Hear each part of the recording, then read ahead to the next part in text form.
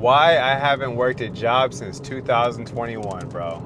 I'm about to tell you a quick little story about how I was able to break free from the good old 9 to 5. I mean, we all aspire to do it. We've all had the dream. We've literally all been on break thinking about not going back. We've all shared the experience of, like, you know what would happen if I just decided to just not go in today. We all have the best ideas 10 minutes before we got to be at work. I mean, I'm no one special if you think about it. We can all do it. It's just how you do it is going to be your own story. Mine's a little bit different from other people who just decided to quit their job and just do whatever they wanted to do. Now, I haven't filled out an application. I haven't, like, called anywhere. I haven't decided to try and get my job back.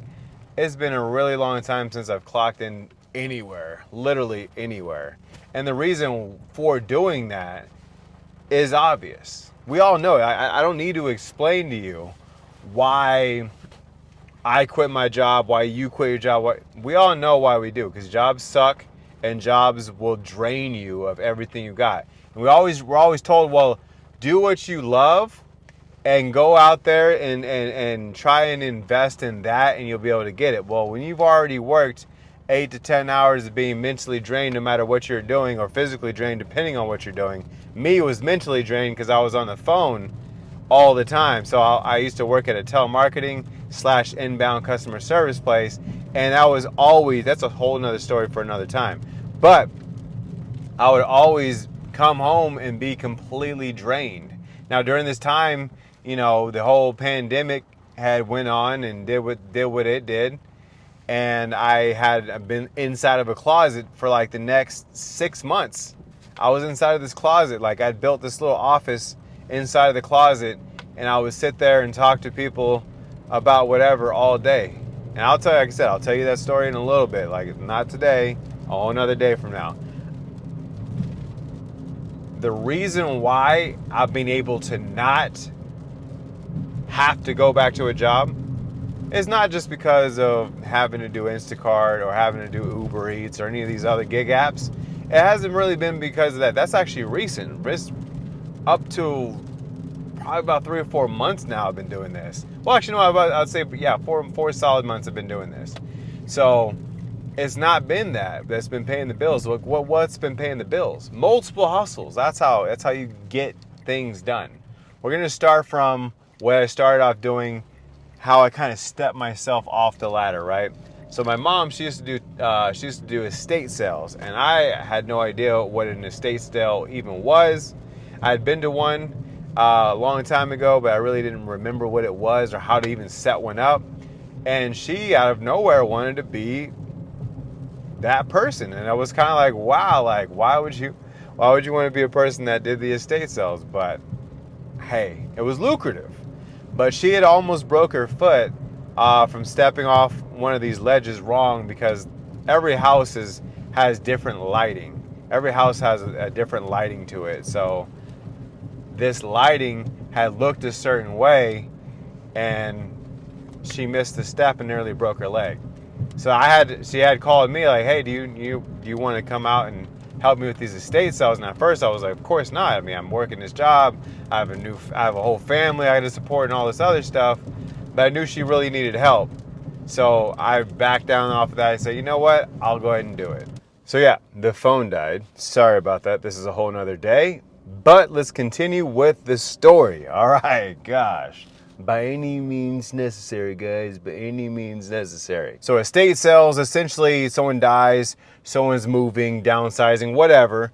And a company like my mom's would go in and clear everything out that's trash-wise, and then put everything in order to where it's like a inside yard sale ultimately. So it's like a yard sale, but it's inside the house. So you go inside, everything's set up, everything's priced. It's usually high quality stuff. People come for like the bathroom stuff, the laundry stuff, such as like the dish soap or maybe even the laundry soap, things of that nature. Things that you don't want to go to the store and buy for full price. You can come to an estate sale and get it like 80% off. So that's why people go to estate sales. So I quit my job, and I'm freaking out, because you gotta think, my rent itself is at that time it was $1,100. I was like, bro, I don't know. I guess 11. Like my expenses all out of pocket was nearly $3,000. All out of pocket with insurance, my car, the rent. I mean, there were so many different bills, right? Like we can just go on and on and on and on about how many bills there were. The internet, like all of it. So I was a little bit worried, but hey, my mom needs help, and this is interesting. I've never did an estate sale. My first estate sale was definitely rocky, I should say. A very learned experience. Like it's a real crazy learning experience at this point. So I'm getting this all done. My mom doesn't want to do the estate sales no more. I'm talking about this is nearly a year later. She doesn't want to do it no more. She's kind of tired. She's older. So I continue to do the business, but then I realized all I'm doing is essentially junk removal. I take all the trash out of the place and I have to dispose of it. And then I go in and set up the entire place, and I'm there for an entire week of selling and cleaning and doing all this stuff. So you go to a wrecked house, you have 3 days to set up and stage before the sale is that next week. I mean that next day, basically, like Monday, Tuesday, Wednesday set up, Thursday, Friday, Saturday, sell it, tear it down, get it out. And then you got to take all the stuff with you. Anything that doesn't sell, you got to take with you. My gosh, it was learning experience. So I learned that all I'm doing is essentially junk removal. So then there was a estate sale that came across, and there was a nice trailer.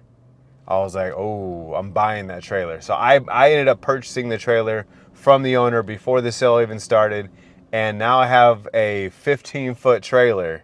And it doesn't have anything on it. They used it for transporting cars, but they had just got the wood done. They had just got the tires on there, and it looks beautiful. And I'm like, wow, I really, really want to do it for junk removal, but it doesn't have any walls, doesn't have a gate. It's just literally a bunch of stuff that could easily just fall off the back, easily. Or just fly up or anything. It's not used for junk removal, I'll tell you that. It's used for transporting cars. So I was like, for the weights, though, it'll be perfect. So I ended up investing $2,100 to get the walls up. So basically, it's a 15-foot long, 8 feet wide, and they were going to put 4-foot walls on top of what was already there. So it's all like 5.5 feet tall, and a gate, and a big gate. The gate's heavy, and a gate to be able to put it up there. So this guy, what was crazy is I met a guy as I was doing an estate sale, and I met a guy. He said, "Hey, I fix trailers. I also build trailers, and also I put walls on trailers. So if you guys ever need anything like that, or if you know anybody, here's my card." I'm standing outside. It's just a person that cruised up on me with their card. Anytime that's ever happened, I was like, bro, this is not the person you ever want to go to. But that guy actually worked at a steel mill, bro. Like, it was a steel shop. Like, bro, his job every day is to do this. So I took it to him, and honestly, $2,100 for what he did is absolutely an amazing price, and I guarantee you would have never did it. He's like, I could easily charge you $3,000 or $4,000. He's, I want to help you out. Plus, I need the money, and I know you want to get it done, and I don't want you to say no. So I'm just going to give you this price as a love price. So I did that. Did junk removal for the next 2 years. Now this is my own company now. Like, estate sale was like my mom's company that I was helping with, and I did it on my own for probably about like 2 or 3 months. And then after that was junk removal. It's completely my own company. And it lasted for 2 years, not because it failed, but because of the fact that the SUV I was using, the transmission actually went out. So I was like, dang, bro. So the transmission went out, and they were like this is what they told me. 4,900, and you're going to get a transmission that's 152,000 miles already on it. Or we could try and rebuild yours, which mine has over 200,000, so maybe you could rebuild it. I don't know. Or you can buy essentially a brand new one for I think you said 7,900, almost 8,000, somewhere around there. I was like, wow. So I didn't have that. I didn't have it. So I was like, you know what? I'm gonna go on the internet now, And so I went from that to the internet and on TikTok. So I used to go live a lot. I was live a lot, bro. Now, this is before the federal government decided that they wanted to start banning the app. The app was on the up and up, making crazy money on this app. I'm talking about crazy money, easily $500-$600 a day just from being live. All that dialed back. It only lasted for 8 months because the federal government wants to step in, calling them spies. So I had essentially had to need to regroup. And now I'm doing Instacart and things of that nature. But none of this has been in my mind of like, well, maybe I should go back to a job, or maybe I should go do this, do that, do this, do that. The most annoying conversation I've ever just heard was when I was walking through a Target one day, okay? I was walking through a Target, and this lady was doing something, and I don't know if it's her boss or coworker or whoever he was. He's like, yeah, you're doing really well, but the way I would do it was, and the way he said it, I just really wanted to be like, shut up, bro, shut up. No one cares about what you have to say, okay? And just the annoyance, the absolute annoyance of this person's voice as they told me what they would do. This is what you would do. Then why aren't you doing it? Oh my God, bro. So that's how I was able to be without a job, essentially from the beginning of 2021 all the way till today, which is 2024, almost 2025, bro. I haven't thought about going back to a job. I haven't been having to. My bro, I was all at like $2,800 per month for needing to survive, just off top. Now I'm at 45. Now I'm at 45.50 to be exact. That's with renting this car I'm in. That's with all the bills paid. That's with food.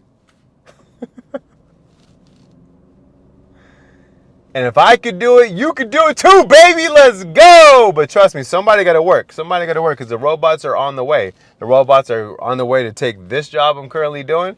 They're on the way to take the warehouse I'm about to go into to shop at.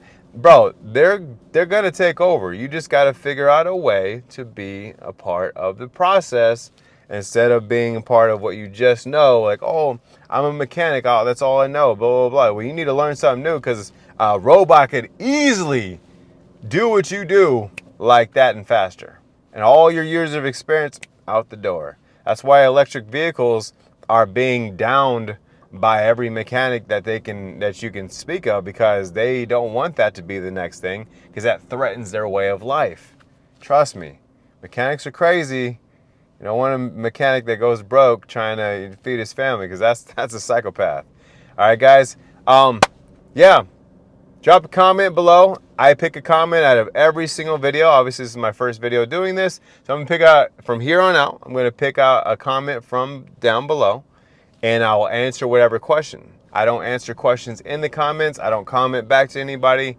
I'm going to build a community to make you feel special. I want to go, just know that I read all the comments. I'm just not going to respond to anything because I'm going to respond to you on a video. I'll put your comment in the video so everybody can see where I'm reading it from, and then,